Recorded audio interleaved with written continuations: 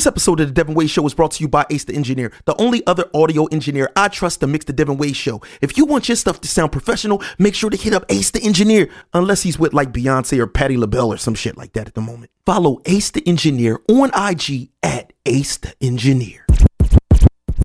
Slice the pasta, see the whip, wear my shirt.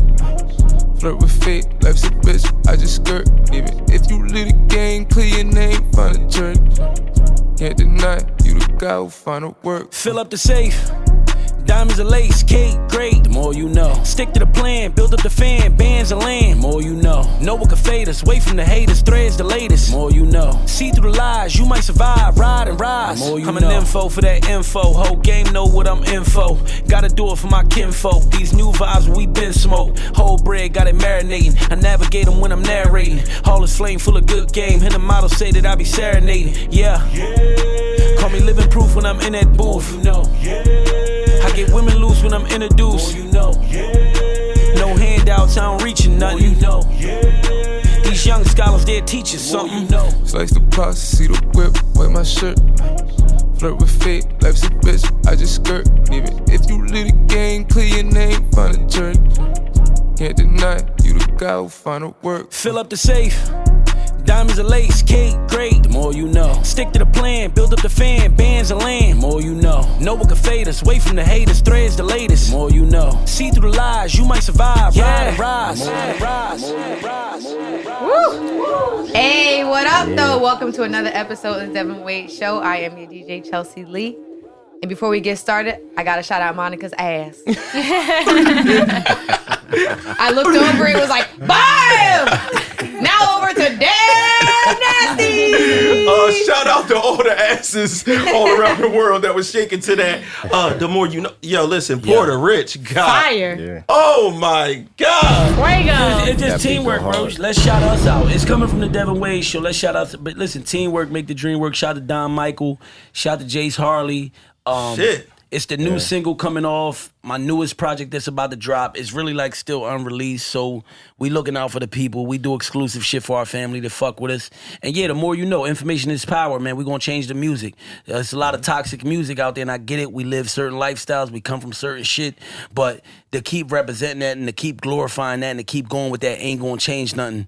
You know what I'm saying? They say, like, you know, just doing the same shit and expecting different results is insanity. So I'm me as an artist coming into music shit. I come from the gangster shit, the street shit. I love it. I get it.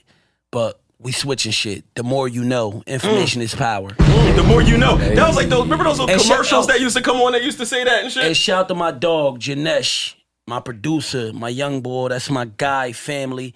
And I just like to shout everybody that makes things possible. You know what I mean? Because I love that, and I believe in all of us coming up together, loyalty, honor. Let's do it. And this is another episode of the Devinwade Show. I am your host, DevNasty, a.k.a. Dangerous DevNasty, a.k.a. Devinwade, a.k.a. Choke Your Mom Out, a.k.a. Choke Your Pop Out. And today we have another episode. And, when are you ever going to stop choking people's parents out? No, man, because everybody can get it in the dojo. You know what I'm saying? We don't go like, we choking kids. You know what I'm saying? Everybody can get it. You know what I'm saying? And they don't even understand that, though, because they don't understand where you coming from with it. People can take that, just run with it however they want to think. Yeah, and I get choked out, too. You think the dudes at my dojo watching it like, yeah, won't you shout me out for choking you out yesterday and shit like that. You know what I mean? Well, I tap out before I choke out. You know what I'm saying? But, you know, I have, pause. But you already, look, always pause, bro. But you already know that was the Puerto Rican president himself, Puerto Rich. You know what I'm saying? All the way to my left. Always in the most fashionable stuff right now. She's all blacked out. She got the Pocahontas braid, you know what I'm saying? Very light on the jewelry today, you know, little trinkets and charms here. I see some diamonds on the hands and all of that. You know what I'm saying? The leather boot game is futuristic, you know what I'm saying? And of course she's wearing the female brand, rocking that joint right there. And that's the female brand crew neck. And I see that it got the nice little, you know what I mean? The shoulders on that looking good. Yeah, it's real clean. You know what I'm saying? It's definitely, you know, unisex. Shout out to all, you know, the women and the men. Y'all can rock this. I'm rocking it. You know what I'm saying? Y'all got to go into the www.thefemalebrand.com. It's there. It's available. Y'all already know. Make sure you cop that quality. And that is our fashionista, Waleska. Mwah, mwah, mwah. What up, beautiful people? And look, I left out the splash, but Chelsea made sure to put that to put that in there. You know what I'm saying? Before, because I want to make our guest uncomfortable.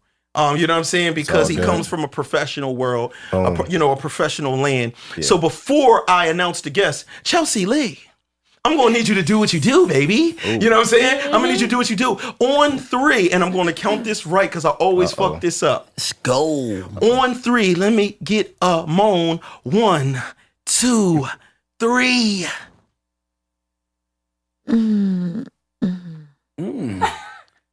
That was the morning tires. I don't know what that was there. I don't know.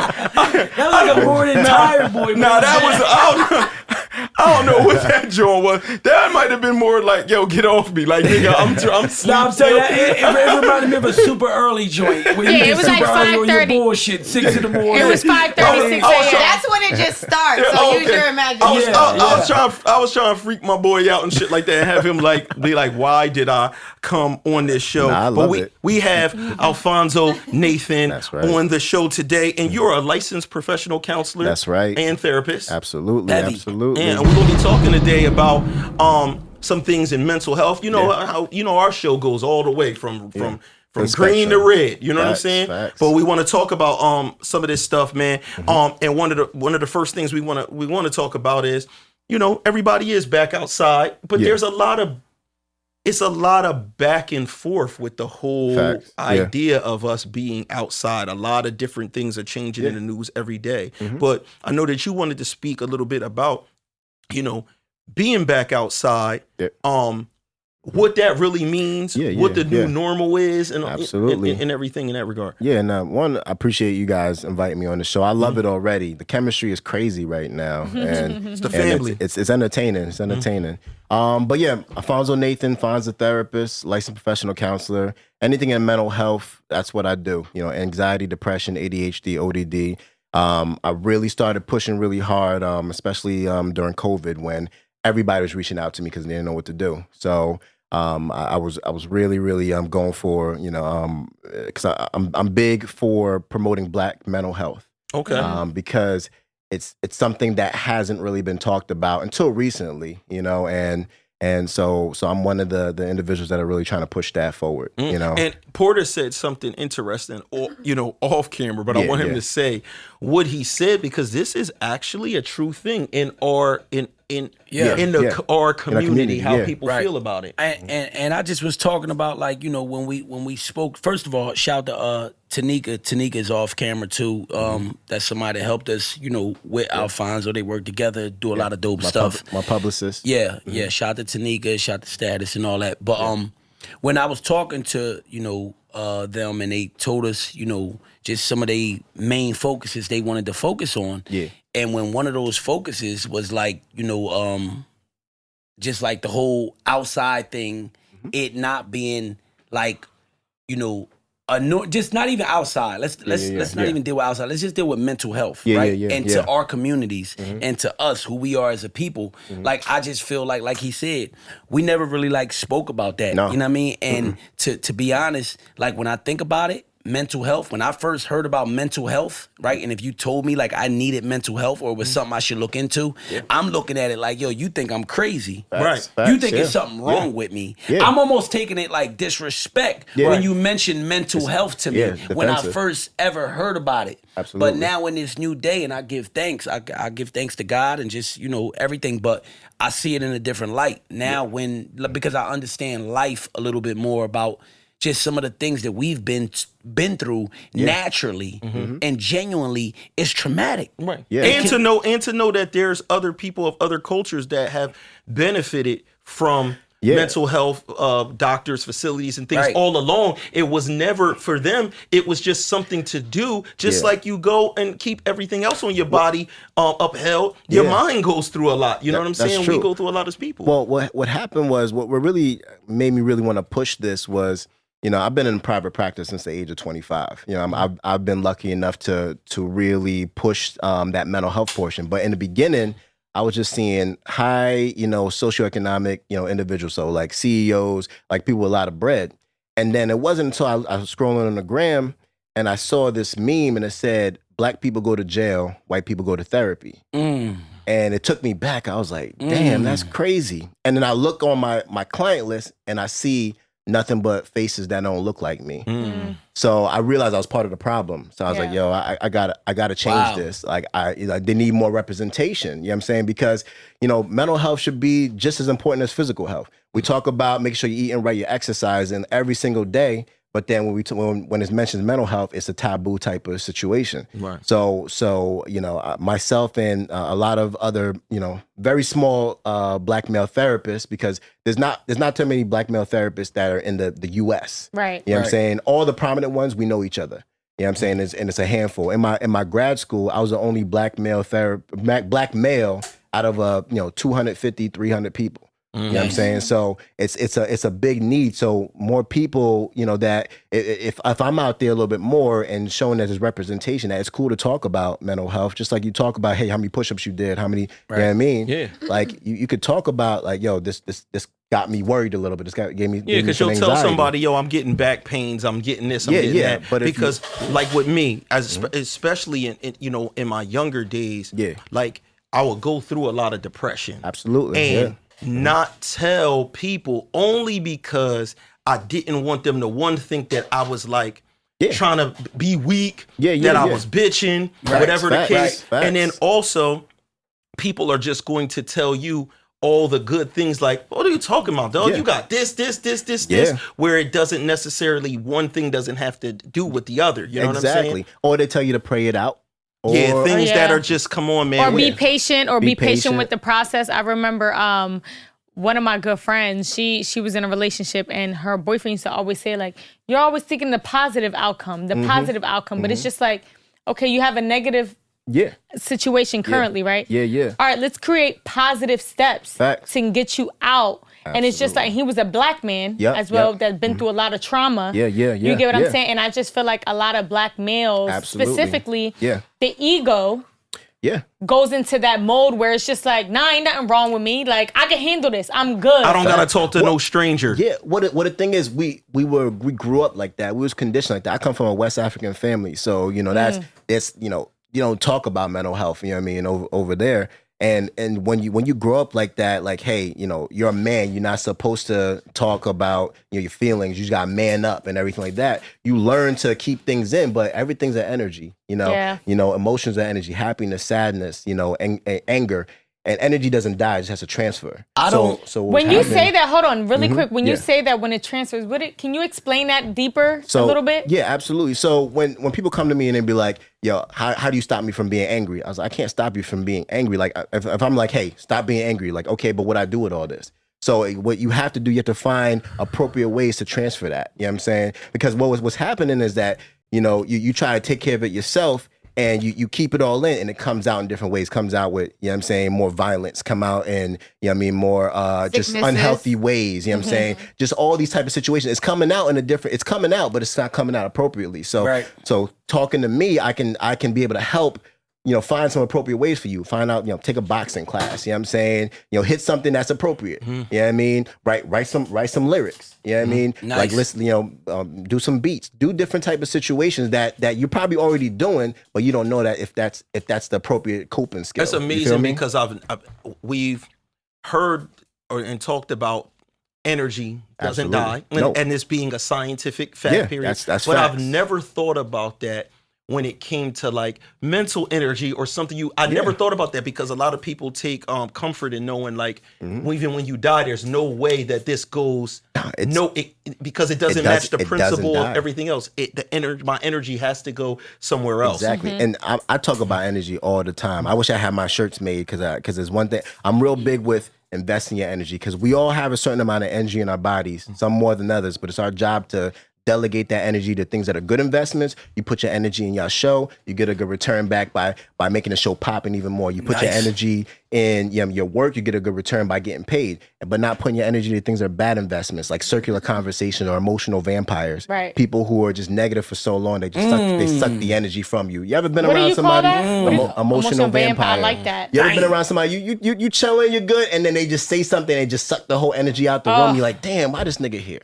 It's a negative person. Yeah, it's just a negative person. So understanding, what and who is worth your energy helps so much because you don't feel drained. Like the stuff that people say, it goes off you because you're like, it's not worth it. Is it worth my energy to deal with this BS?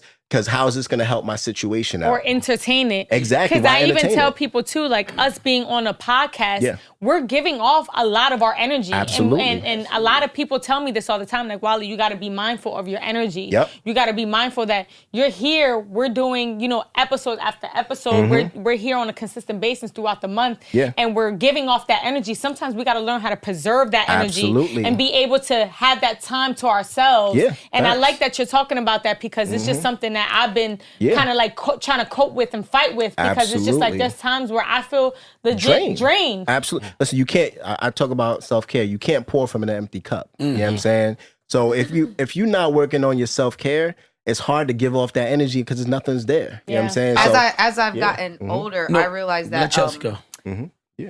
People have things that they deal with in their own life, and everybody holds things differently. Facts. You sometimes need a person who doesn't know you, doesn't know, any of the situation where you can just go and have a talk therapy and say, hey, this is how I feel about this person, that person. Because we as people, this is where a lot of sicknesses, illnesses, really bad mental health comes from because people don't want to fix things. They just want to keep going and think, I'm cool. I don't need help. I don't need this. I don't need to talk about it. I'll talk about it with my friends. I'll go out and get drunk. I'll go smoke this and smoke that. Your friends have a bias though. Yeah. The professional doesn't have a bias. They're just hearing a story and telling you what it is. You never really fix it. Yeah. Because your close friends and family usually cannot help you because they're biased, like you said. Yeah. I want to jump in. I want to jump in and touch on just some of that, everything that everybody is talking about. Yeah. And I want to jump in and talk about just like how important, because you said when you seen a lot of your old clients, a lot of them old clients didn't look like you. Facts. That's one thing, right? Facts. Yep. Second thing that I want to point out and bring to the table here, right? Second thing, I'm quite sure that some of them clients that like was hitting you up, they had like normal life situations almost that they were seeking therapy for, marriages, first world problem, whatever, work shit. You know what I mean? Yeah. Now, and I know that you emphasized on how you put like your focus on just the black community. Absolutely. And the black and brown people, colored people who honestly, like even what Chelsea said, like and I feel what Chelsea's saying is 1,000%, right? But it's like, at the same time, how do you know where to go look for something, right? And to go find something that you've never been introduced to. You've never even been put on about, right? So my thing is this. We don't talk about it I enough. agree with you 1,000,000% when I say the black and brown community need it the most. Absolutely. For the simple fact that, right, for one, like I said in the beginning of this, because I was never introduced and taught about therapy, right? White people, Chinese people, any people, not to make it a race thing, but I'm just saying other cultures, other communities. They run the therapy when they have a marriage issue, a divorce, breakup, they got let down from their job, it's fucking up the family home. They run the therapy, right? Yeah. You felt as though you needed to put the focus on your own people, black and brown people, right? Facts, because these people that's running to you, this is somewhat trauma to them. The marriage not working out. The job not working out, right? Yeah, that's true. So I just feel as though, and I gotta make this point. It's just me. It's just who I am. I'm with making points. I'm with speaking facts. True. I'm with changing what the fuck we've been doing to facts. what we need to be doing, Facts. right? Yeah. Who's more traumatized than the black people? Who's been tied up and chained and family raped for ages when even if you never been through it yourself? That's true. But when you got here, that's the first thing you heard about. Yeah. You understand what I'm saying? Absolutely. Just being oppressed, being discriminated against, having certain rules not be for you, but be for everybody else. That's facts. Yeah. You understand what I'm saying? So I just feel like at the end of the day, like, bro, like who you are and what you do and how you felt at that moment when you seen like, yo, my people don't even know about this. Exactly. You understand what I'm saying? Yeah. And you felt like it was, I need to be a pillar and one of the front line people for getting this in my community because we need it. That's facts. And it's a fact because listen, even me, like personally, bro, like listen, I've been to the point, and it's just me being the raw, honest me that I always am on here, that's right? True, yeah. I went to certain people, friends, family, at low points in my life. I've hit low points in my life, rock bottom. Rock bottom. Where the devil got the best of me. That's true. The devil on my motherfucking back. He like, nigga, you could just end it easy, all this. It'll be all over. That's very right? true. And I go to certain people, certain people don't know how to deal with it. Exactly. They don't know how to even reply to you. They don't. Yeah, they stuck at that point because the bus is sensitive. Like I don't even if they wanted to say something, it's kind of like I don't want to push him in the wrong direction. They don't know what to say. And I went to certain people and they was like this, like damn, I went to certain people and these was people that I knew loved me, and they was just exactly what you said. So that's crazy. That's why it's so important because like you gotta also understand the people that we're going to. They're not equipped for it. It's like getting diet and tips from a fat person. You know what I'm saying? So you know what I mean? And no. I get, bro. No. Keep it 100. Go ahead. No. But the gyms do it all the time. They got a bunch of trainers and they don't look like they need to be trained. But yeah, so it's just seeking that professional help is important. It's so important, and so that's why when I started going really focusing on Black communities, I started teaming up with certain organizations. Black Men Heal is a great organization. It's backed by, it's with the Mental Wealth Alliance with Charlemagne the God. And what it does, it gives free therapy sessions to Black men in the tri-state area. And so I was giving my services there as well and helping grow that, organization. And as well as teaming up with the Boris Henson Foundation with Taraji Henson. And so teamed up with them. I did a campaign with them, myself and another Black male therapist, Jay Barnett, just talking about, bringing more, it's called the unspoken curriculum. It's bringing more mental health and into the schools for the younger generation. So really trying to push that because, like we said, we don't talk about it. Like now we're talking about it now, and this is the start. This is the real change when we have these conversations to make it cool to talk about it. Now Meek's put out something recently, so what was that about, and how did that spark a lot of talk? Well, I think it was real helpful for Meek to put that out there because people respect me, the streets respect Meek, you know what I mean? So I think a lot of people were thinking that, but so I have somebody in the caliber of Meek saying, yo, we gotta figure out a time to make this situation and who has more, Rich said what he said about people having trauma. Who got more trauma than not just Black people, but we start getting specific. Right. Than a person that's raised in the streets. A lot of cunning individuals, backstabbing. Your paranoia that might not really be paranoia because there really is people that's out to get you. You know what I mean? You're taking crazy losses. You're witnessing murders. Maybe being a part of murders. Let's be realistic about what's going on. Like you're going in war. Like in Philly and a lot of places, like it'd be a war zone at times. You know what I'm saying? So people are walking around in trauma, thinking that it's normal because that's all they know. So the paranoia, you know what I mean? It's kind of real because like any second, you know what I mean, something could pop off. And it's crazy because I watched something on YouTube, man. And it was I showed it to my son today. I wasn't even thinking about this. And because you're talking about what's normal to certain people. Facts. And it's a video on YouTube, and it's a guy that just drives around the country and goes to different neighborhoods, different hoods, everywhere. And then he rates the worst places that he's ever went to, the scariest, the most fucked up looking, all of that shit. So I come across it just randomly, click, you go through YouTube rabbit holes. And it's showing like Gary, Indiana, and it's counting down, and we're not on there. We're just, whatever. We get to Kensington. Number 2, and then it gets to number 1. And where the fuck you think it was? Camden, New Jersey. It's showing the places where we are. Daily, the roads we ride down. That's crazy.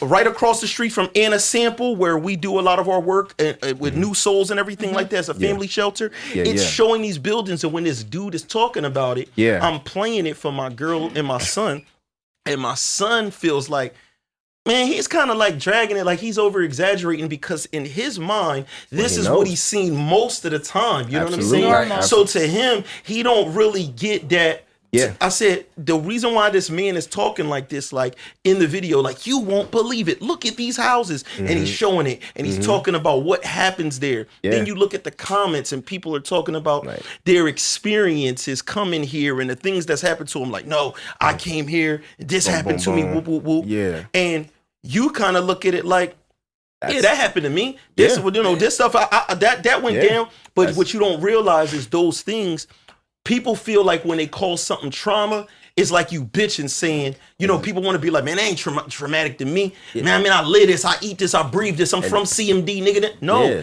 that shit do weigh on you. Absolutely. It alters the way you move. Yeah. And it affects if you have kids, too. What's crazy is that, and this is to the people that like to make those comments, right? Because I've been on YouTube. I've done different things in my career. Yeah. That just led me to bump into those comments where people go and take my my hometown and they trash my hometown, like I'm sure they do Philly, Chicago, and these different places where, like, I don't even want to get into that. That's another story. But people trash these places like we chose this shit. That is facts. Right? That's and facts. I think it's like really like a shame to you, the person who commenting. Yeah. That you don't know, you're not witty enough and intelligent enough to know that, nigga, you commenting to us like we made this shit. Facts, yeah. Like we chose this shit. Like this the shit we wanted to be living in and this the shit we wanted to be in. Nah, nigga. Exactly. We survivors. Yeah. And that's why I push for breaking those generational curses. You know what I'm saying? Amen. Because just because we here doesn't mean you have to stay here. You know what I'm saying? So and I'm talking about like and I'm glad you said that because what some people don't have that Porter has is facts. He can tell you I survived this and want better. Exactly. Some people want to hold on to the fact that I'm surviving it. It starts making like people try to find pride in anything. Yeah. So they're going around like, man, I'm from the wildest hood. My hood got more bodies than your hood. Yeah. And like that shit is crazy. What did J. Cole say? Right. Pride is the devil. Right. Yeah, he did say that. You know what I'm saying? Like but all that is they try to give reasons why they to stay where they at, and all this can be what we call learned helplessness. And that's a psychological term where it's like, you feel like you can't get better than where you're at right now. So it's just like you stay stuck in that situation. Yeah. You know what I'm saying? So that's why it's important to have this type of conversation to provide some more knowledge to know that, oh snap, dang, that was me. And the thing is, once you become aware of something, you can't become unaware of it. Yeah. So you got to start trying to make the change of it, because absolutely. I feel like people, even, for example, the fact that we even have you on a show is a blessing, and that you're even talking about this, because this needs to be talked about. Like, I go to therapy myself. I've talked about it on a show previously. She's a black woman. Her name is Joanne. Shout out to Joanne, because I love you. You done got me through some shit. Hey, but I have a therapist, and I also have a life coach now. Good. So I'm just having things that's just helping me with my life in a consistent basis. But I was watching this reality show, and a situation happened where there was a shooting in a mall, right? And her ex-man his girl was in the mall. So basically it was two different, it was a guy and a girl who used to be together. He has a new girlfriend. Yeah. She was in that mall. So he went to go help her. But she really didn't care too much. She's like, it's just a mass shooting. Like, what's up? Like, she's like, whatever. But the reason why she's desensitized from it, because she's like, I had somebody legit get shot in front of me, and I had to move on with my life. So the way she approached the situation, the way she expressed it, it seemed like she didn't care. But it's just like, people were saying, oh, you're horrible for feeling like that. You're hard. And it's just like, no, it's not that she's horrible for feeling like that. We have to be aware of terminology saying that she's desensitized. You don't know what she's been through. Yeah. Real quick, and it's probably a little funny, just to add a little splice in here, but desensitized is real. Because I remember coming out the club out East Camden, Elegante. I was coming out Elegante, and I ain't gonna say nothing all crazy what happened. Don't get in detail. Somebody got punched on in the club. Next, I seen the punching. Next, you know, I knew it was gonna be guns fired eventually. I felt it. I knew what this shit come with. Exactly. Next, you know, guns fired in the club, right? A lot of people panic. Crazy. I might have ducked. It was everybody stampedes, right?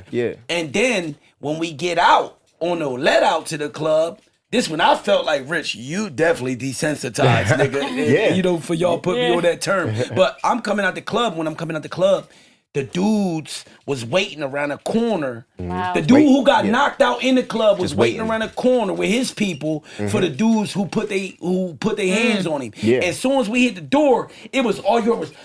Blah, blah, blah, blah, blah, blah, blah, blah. And the dudes who was coming out the club, there was beef. Mind you, I ain't had nothing to do with nothing. Yeah. I'm just was happened to be at the wrong place, wrong time, I guess. Yeah. And I'm just there, and I'm walking out the club with my drink, and no bullshit. The guys that's coming out behind me is the guys who put their hands on the guys shooting. Yeah. And I'm thinking that they would rush back in to try to get recovered, but they had their shit with them. Exactly. So the one guy was just, he whipped out. Yeah. He started walking directly to the fire, being fired at him. Exactly. Firing back. War. Going to war. And no bullshit. I was surprised at myself because I'm just, and no bullshit. I've been around, I seen people seen shirts shake. Yeah. And after it's done, you're bleeding unconsciously. Your life is about to go. Yeah. Like I seen it up close and personal. I've seen my close friend back in the day, rest in peace, little Brucey from my block. Yeah. He got shot with a 4.4 in his face. And left a hole in his face the size of a donut. I was about 16 when I got the 16, 17 when I got to witness that and watch my man become lifeless on the ground and lose his life. So sorry about that, brother. When I tell y'all about these stories, I'm just telling you that I've been around it and I come from it to the point where it wasn't like really no surprise to me. Yeah. But I understand what Wally is saying. We're saying people become desensitized because when I came out that club that night, and I knew that somebody had already got knocked out. I knew it was going on. Yeah. And then I heard the shots. And then I see a nigga shooting back. Yeah. And I was just like, I was kind of like entertained. Yeah, no, it's facts. No. It's crazy with stuff like that because as being young, being in Philly, which was crazy, Delaware Avenue, always something wild always back in the early 2000s. And it would be the same thing. Walk out a club, let out or something, or people would actually come to the club in Philly because everything out here shut down 2 o'clock. So 2 o'clock, a lot of us would go to the club at 2 o'clock just to see people come out. You could see the girls and the light, all of that. Yeah, absolutely. But this time we was at the club. We come outside, something goes down, somebody get hit, killed, right? Yeah. You would think everybody leave. When I think back to it now, it wasn't like literally like we're stepping over the person. Yeah, but you're not phased. They're like, as far as this door is, maybe like another one of these doors and a half, and he's just laid out. Yeah, and we just still talking to girls. Like, yo, mom, you trying to go to the diner? Yo. And then they come there, they white sheeting them, they doing all of that. Exactly. And obviously, if somebody witnessed that wasn't from the community, they're gonna be like, oh man, these people are heartless animals and everything. But like what Wally said is, if people wilded out and screamed every time they saw that, it would call chaos. Imagine you couldn't survive. You wouldn't even be able to sleep. You wouldn't be able to. So that all this is what a defense mechanism to get you to keep on going. Because if you're in that situation constantly, your body does what it needs to do for you to continue to move on. So what's the solution? So now that we have you here and we're talking about these things. Yeah. What's the solution? What can we do? What are tools? What are outlets that you can give to our audience, to our young people out there that's just going through things and seeing these things? Because, right now, like, the death rate right now in Philadelphia is crazy. Ridiculous. They're like almost on like a, what would we say, like a state of emergency. It's on a different... Them in New York. New York. So what do we do? Like, what services, what tools, what people can they contact and reach out for just helping these kids and people, mothers, fathers, families, brothers, sisters to survive? And not even just to survive, but just to help them cope.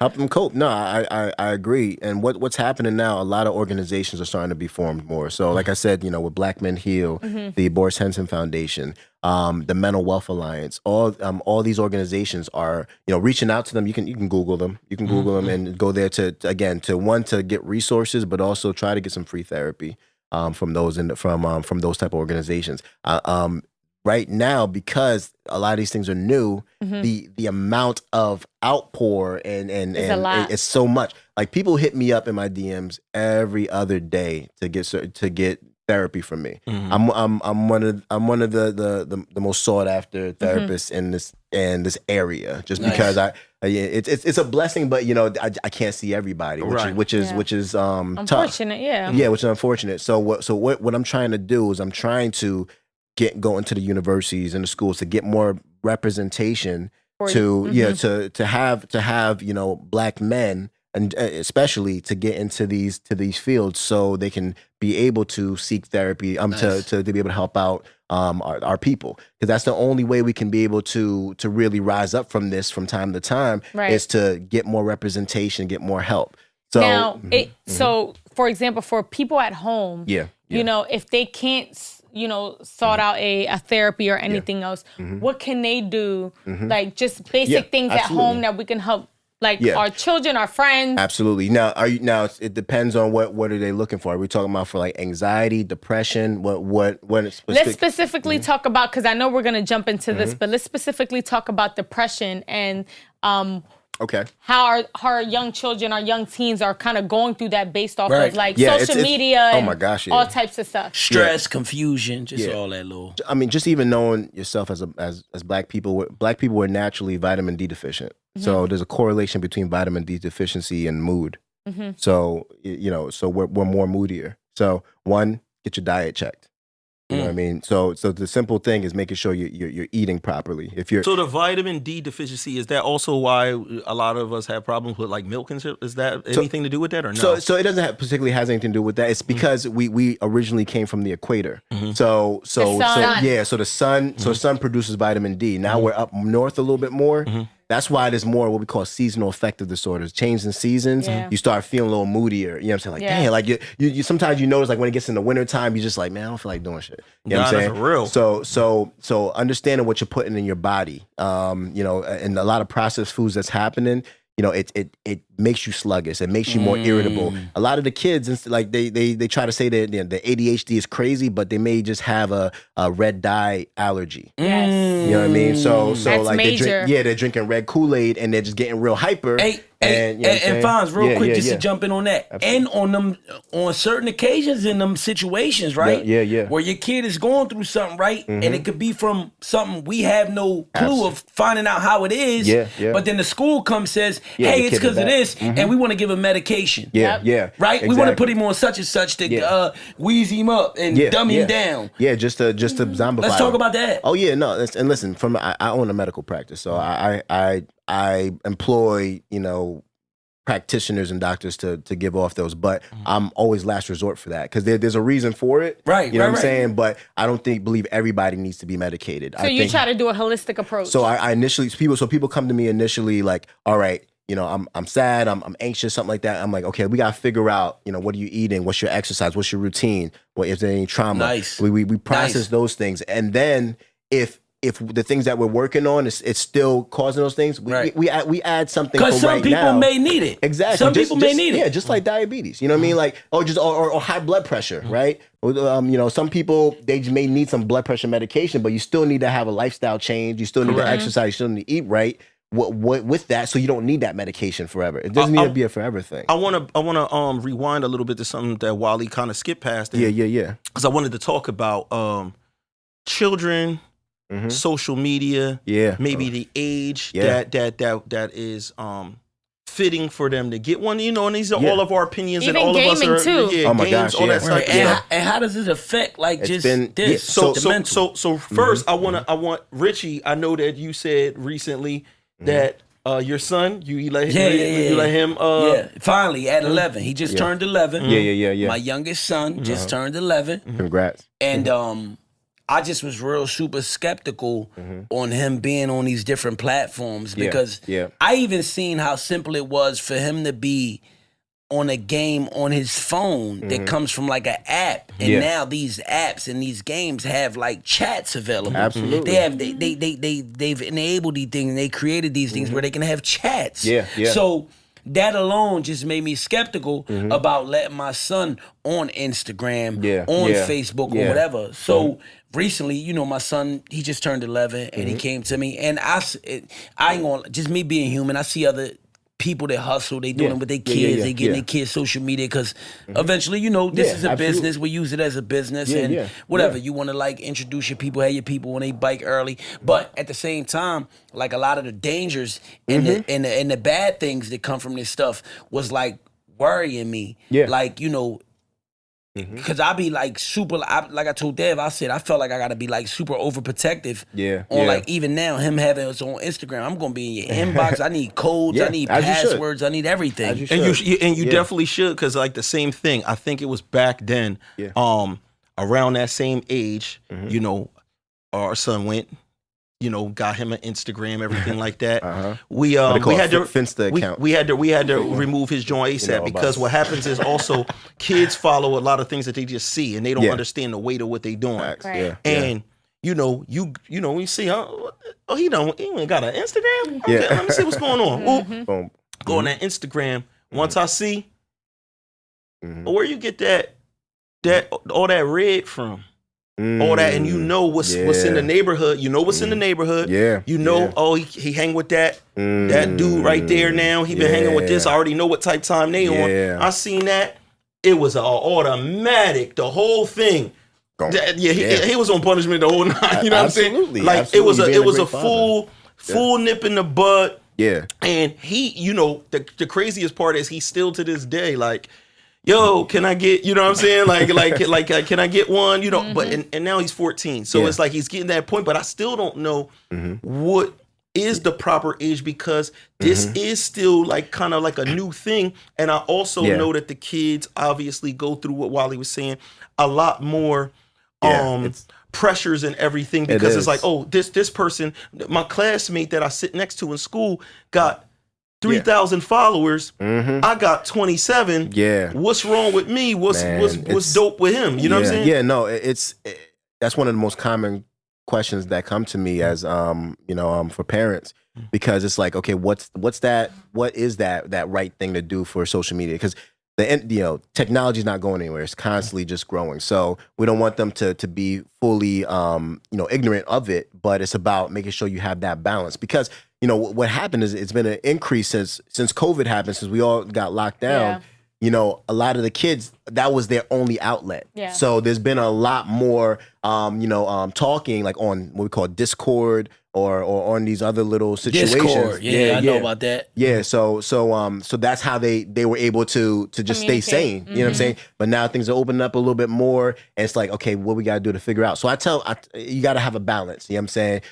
So you Alphonso, just another question that I want to throw in while we got you here. Now, do you think I want to get your opinion as far as like even like just as far as the internet nowadays? Let's talk about the internet, gaming, screen time for children, for kids. They can't get away from these streams. We in a new world. We talked about just getting accustomed to like new shit and from where we went, where like it was things available for them. This wasn't available for them. All this wasn't available for them. They used to do more physical shit, sports, things of that nature. I want to ask you as a therapist, mentally, somebody who like specializes in like mental shit, like because I'm concerned about this for my kids, right? Like we in a new world. We going for like my oldest son, shout out to my oldest son, Richie, love you to death. That's my junior. He aspires to, like one day be able to like get some bread in like that field, gaming, streaming, things of that nature. Now, I want to say like, do we have to do?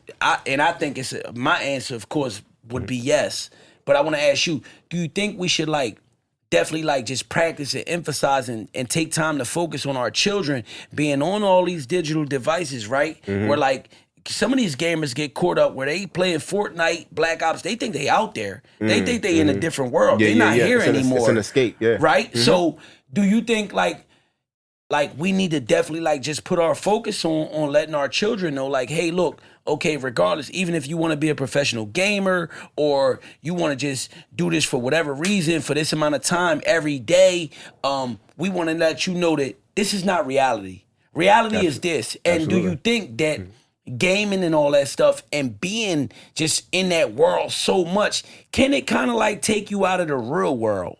Can it kind of like take a child out of the real world? It's an escape. You know what I mean? So what happens? We need to have that balance. You know what I'm saying? So I've talking with professional gamers and what happens is like Sometimes when I had this one kid, he was on it for 23 hours. You know what I'm saying? And that messes with your sleep, messes with, you start seeing things. You know what I'm saying? So it's about making sure, okay, if this is what you're passionate, what you want to do, just like anybody else, you got to have different things. You got to take a break, or else you're going to be burnt out. It's going to mess with you. Right. You know what I'm saying? So I'm all about pushing for people's passions, but you just got to know you have to have that balance. So okay, if it's what you're going to do, do it for 2 hours, 3 hours. You know what I'm saying? But you have to supplement it with something else. You know what I mean? And I know another one of the things that you wanted to talk about was two terms: code switching, and then imposter syndrome. Absolutely.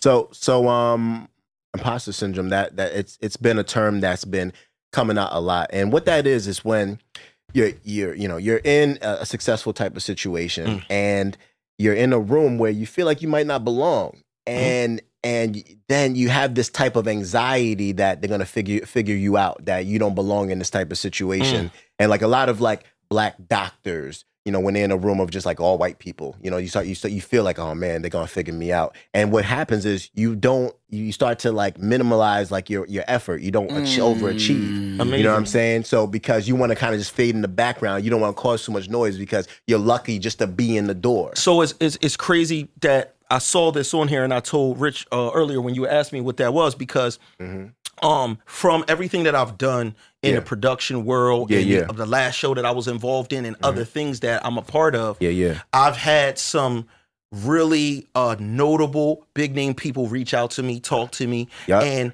the thing that keeps coming up when we talk is they keep saying, and it's like once it happened twice, then it happened a third time, but I knew what it was, and they said, you suffer from imposter syndrome. They said, no, you made a #1 podcast. You did that. Yeah. This other thing right here, you made that. I'm watching the quality of your work. No, man, this is A1. Yeah. And what they're explaining to me is, you in your mind believe something like, okay, if you're a producer, the producer, the director of this movie must know how to make all of the digital effects, run every camera, do all of this stuff. When it's like, no. Exactly. It's compartmentalized. Absolutely. There are experts that touch each thing. Absolutely. So you can be the director of the movie and not know, because you'll build up that imposter syndrome saying, oh like, man, they just brought up that camera. I don't know the specs on that. I don't know how to work that. I feel like, how am I here running this production? Why am I here? I don't know how to do that when, I mean, on a football team that's the coach, he can't throw like Brett Favre. You know what I'm saying? And they got defensive coaches, offensive coaches. Exactly. Correct. But that term has been thrown to me multiple times by notable people that's like, no, I'm a major producer, and I'm telling you, you are. Exactly. No, but that's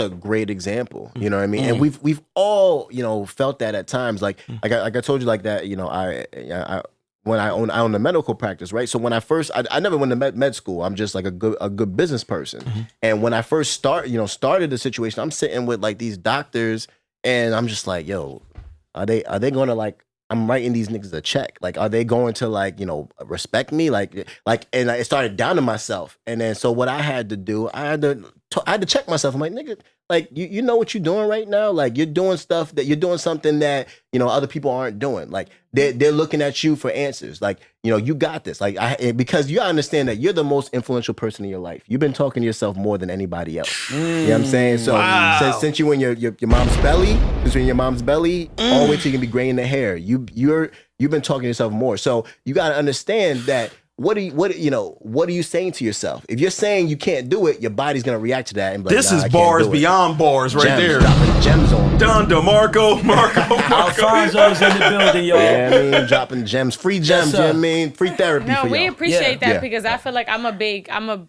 person that like I constantly like talk myself out of a lot of situations, and I'm always just like, you know what, I'm not gonna do it. So I'll just kind of like fall back and be like, that's too much. Because it's comfortable, right? But change does not happen in comfortability. I'm laughing because sometimes I FaceTime Wally and I ask her some shit, and she'll look like she just thinking about it right there on the FaceTime.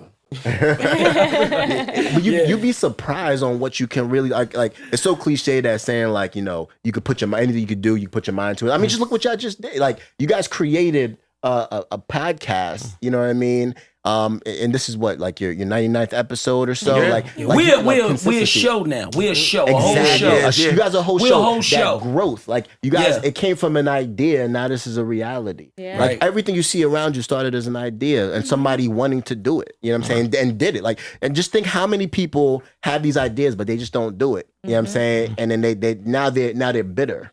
You know what I'm saying? You miss 100% of shots you don't take. MJ said that, right? Yeah. So what up? Just dropping bombs. No, down to Marco. Word is bond. What I always tell people, anything you do, go in there with the confidence of a mediocre white man. Right? Wow. Go in there. Like that. Because, oh my God. Shit I mean? like that. You gotta think, like, you know what I'm saying? Like, because I talk with a lot of like individuals in these high situations. I'm like, man, he's just a person. He bleeds like I bleed. What makes him different? You know what I do? I always think. Sorry, real quick. If there's a person that you idolize a lot, or that you look up to, that you think is amazing, in certain situations, like I'll be like, what would Beyonce do? Because Beyonce's never negative. You never see her talking shit about nobody. She be in the crazy situations. Yes. Even when Taylor Swift ran on the stage, or Kanye West. And exactly. You just got to be like, how can I carry myself in a certain way and think of that person? It might not always be Beyonce. It might be Obama. Yeah. It might be the white man. But whoever it is. Sometimes I do that in a lot of situations. I think, and I'm like, what would this person do? Whose poise would you want to have? I do that. I ain't gonna tell you who I do it with, like who thoughts I get, but I do that. But listen, real quick, real quick, because we got to get out of here. It's been crazy, and my wife texting me now. She's like, nigga, where you at? I want you to tell the people, right? Absolutely. Especially like black and brown people, Absolutely, right? yeah. I want you to just tell the people real quick, because I think a lot of times when we going through like these certain situations that we don't even know is traumatic, our friends getting killed, my mom dying early, my mom getting high off motherfucking crack, dope. My homies is serving her. Absolutely, just all these different type of situations that no other culture, no other community really has to like indulge in, like we indulge in. I want you to like just kind of like just briefly let the people know, bro, it's okay to hit you up. You're not like irregular. It's nothing wrong with you. You're not like a pussy. Like if you're a gangster nigga, gangsters. Gangsters. Killers, nigga. You got bodies, you still home. God might got space for you. Get at my man. Get at my man. Like you never know what's going on. All I'm saying is like, stop thinking we can't do this shit. Because like he said, every other culture, every other community, they go do it and try to like get some help with their mental. We keep trying to be Superman, Superwoman about everything, and guess what? When we turn around every day in the new millennium, we still last for everything. They treat us the worst for everything. So it's like, nah, let's go ahead and try to better ourselves. Call my man Alphonso for the listeners. You going through some shit, female, male, young, old, whatever. You going through some shit. Please, man, reach out, get you some therapy before you just think like, oh, I'm gonna end it all fuck it. Like, that ain't it, bro. This is life. This is the opportunity and a blessing. Yeah, people can hit me up anytime. Like, like even if I can't personally do therapy for you, I'll lead you in the right direction. You know what I'm saying? So hit me up on the gram, Fonz the therapist. And I have a network of therapists that I can send you to. You know what I mean? So even that, and even people that's trying to be in the field, they can hit me up too. I just finished writing a book with my business partner called Practice Success, Steps to a Successful Private Practice. And that it tells you, gives you all the blueprints on how you can be able to do this and make really, really good money. I'm good. My kids are good. Dope. You know what I'm saying? So and you give it back and in the same process. Yeah, you get. And the thing is, I felt the best, because I've been making money in this field for a long time, but I felt the best when I started helping out the people that look like me. Amen. You know what I'm saying? I love that. And it didn't stop my bread, didn't stop any of the situation, and it's just the most rewarding feeling. So, nice. This is the next step. This isn't going anywhere. You know what I mean? So I just think that we all need to be able to have these conversations. I appreciate you guys, Thank give you. this platform. And before we get out of here, you know what I'm saying, we have a little fun, man. We always gotta, throw in was hot. Routine. Now it's not. Routine. I wanna start off with Chelsea Lee. Chelsea Lee. What is your was hot, now it's not? I think what's hot and now it's not is the shows that we used to watch, the countdown shows, the TRLs, the 106 in Parks, all that stuff, because now we find everything on social media as our news. But I used to like watching top 10s and top 10s, top 20s, right. Jam of the Week. You know, that was my shit. And now I couldn't tell you a music station to go and watch. Right. I could not. Yeah, they pretty much turned into like reality TV type joints. Yeah, and like even another one to extend that was Dat Piff. Oh yeah, Dat Piff used to be hot. Oh yeah, the sites where you could go and do that, and now you just. And now I get you, because now it's like just so many different platforms and so many sites that it's hard to say like these are the designated curators. Yeah. When they say it's this. Like when the source would give you 5 mics. Right. I would download 10 mixtapes a day on Dat Piff. She said 10 mixtapes. She was listening to them self-joints. Tongue twist. Right. The mixtapes. Nah, that's dope, Chelsea. Shut up. I don't give a fuck. Well, let's get D. I think one major thing, like what was it, and how do we say what's hot now? What's hot now?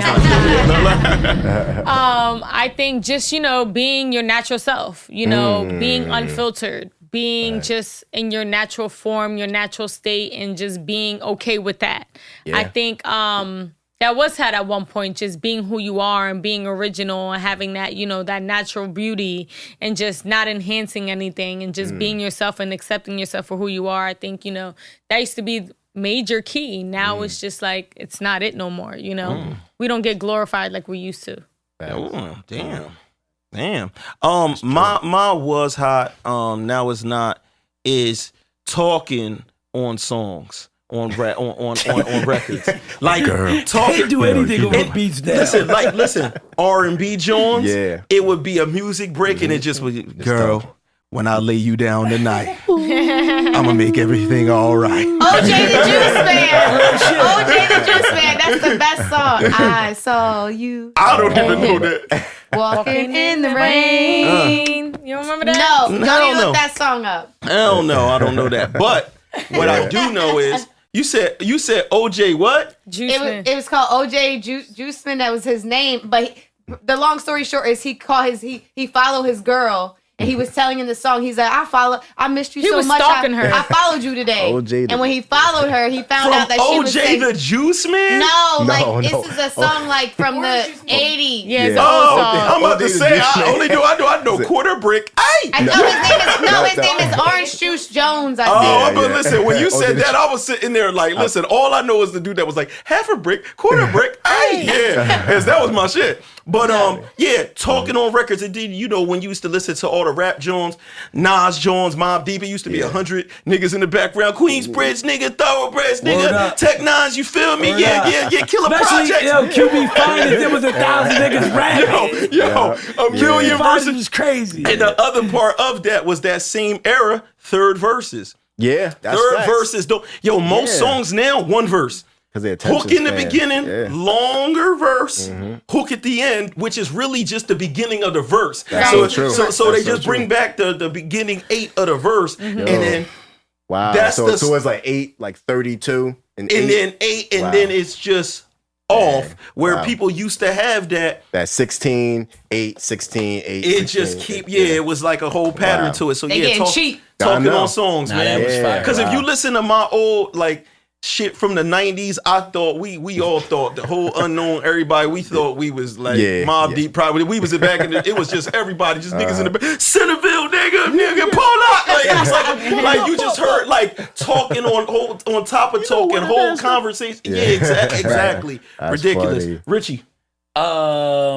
My was hot was not is I gotta make sure I pitch it the right way. I'm so glad we got a therapist. So he can go ahead to help deliver it. So he can just confirm like, nah, my nigga not like crazy. He's okay, it's natural. But my was hot was not, right? And I ain't gonna say it was hot. I'm not even gonna say it was hot. But I just know people was doing it. Yeah. And they're not doing it no more. And I don't want nobody to take this the wrong way because you'll be like perk 30s. No, please. No, they still they still taking 30s. That's a fact. Hey, Fonz, you know what they say, Fonz? They'll go back to what Dev used to be splashing in just when we talking shit. They'll really be like, oh, that's pervert Porter. That's the pervert. But listen, my what's hot was not right. It's something funny that I thought about, but I thought I really, when I was coming up, it was a thing. And I don't see it anymore, right? And it's crazy, right? It's something crazy to talk about. Porter gets it. Here we go. Naked baby pictures. Okay. I get what you're saying. That's real. I don't know. I don't know if it was just like the Spanish community. Hold on. I don't know if it was just the Spanish community or my mom. But I know when you went to the old photo album books, when I was coming down the steps, I was dick out. We was hung. We was coming down the steps like this. When they had the pictures of me and my brother in the shower, we was ass cheek to ass cheek. Me hanging from the other side. It's because the internet and all these old perverts just not only that, but I just feel like, and this is something real that I want to mention. Yeah, we need to close out after this. No. There's something real that I want to add to the comedy that we talking about right now, but it's real shit.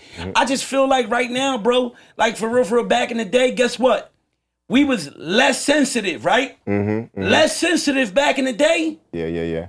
But we had way more family-oriented motherfucking vibes. We had way more love in the building. And nowadays, you got all this shit, all this sensitivity. And that's why I was kind of like, I ain't gonna hold you. I was skeptical about making this my what's hot, what's not. Yeah. Because I already know how another motherfucker, because I'm intelligent. I know how you niggas think, right? Yeah. So I know how a motherfucker be like, yo, that nigga wanted to look at babies. He just want to see babies naked. Nah, nigga. I'm telling you what was hot. Exactly. And what's not, right? And I'm just saying that, I say that because this goes to another topic and we'll talk about that later. But it's a lot of groups and communities and organizations and different people, right?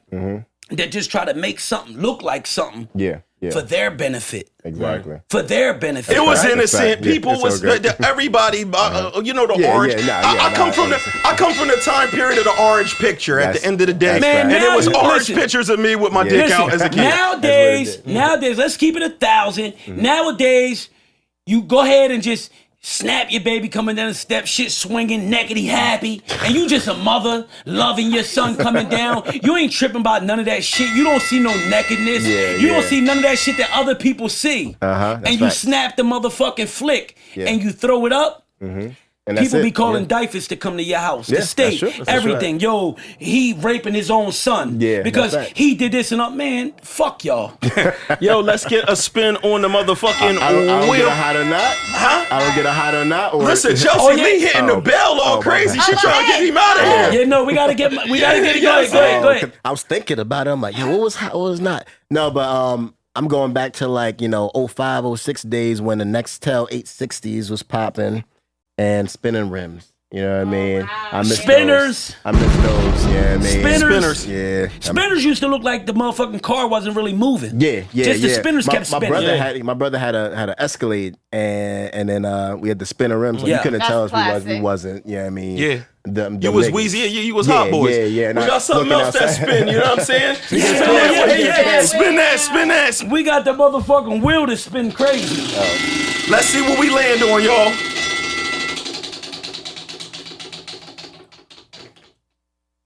Oh! Y'all should let me spin the wheel. We pop up in spots, they knocking. Kick down the doors, why would they knocking? Call me Blueprint Porter. Get them things imported. Every fight we fought it. This my life recorded. Without a college, we acquired knowledge. Ain't gotta have these dollars. Young scholars grind all these hours. Won't need no flowers. Tallest towers, no love for cowards. So the world is ours. Black men don't cheat. Black men don't cheat. Faithful men community. Listen, y'all. This has been another episode of the Devinwade Show. Yo, listen. Next week, it's our 100th episode, the season finale of the Devinwade Show. Y'all better make sure y'all tune in, man. 8 p.m. Tuesday. Y'all already know what it is, man. These things shaking crazy. No one can fade us. Wait from the haters. Threads the latest. Oh, you know. I threw another one. You might survive. Ride and ride. Throw another one.